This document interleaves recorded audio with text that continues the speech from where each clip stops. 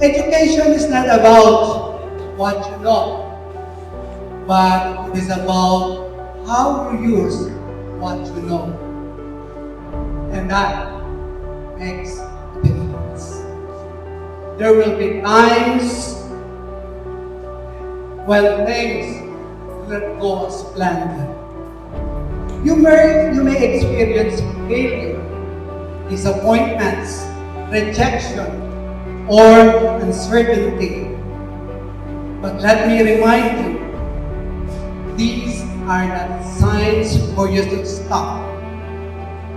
They are signs that you are growing.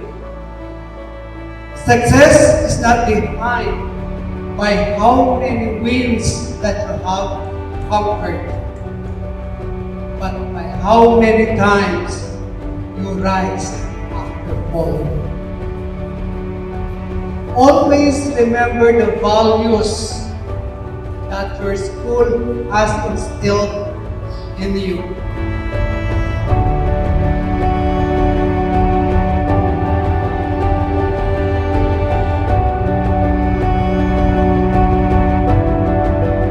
Again, congratulations sa inyong lahat. All candidates, all awardees, maging sa mga magulang, congratulations po sa inyong lahat. You are proud, we are also equally proud the same as you are. At sa lahat ng bagay na ibinibigay sa atin ng Panginoon na ito, it's always been our practice kahit sa mga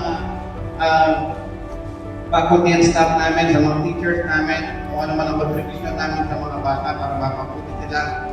We must never grab any karangalan. No? Mananatili po sa Diyos ang karangalan. Salamat po sa Diyos. Ingatan po kayo sa lagi ng Panginoon at ang mabuhay pamilya. Salamat po sa Diyos.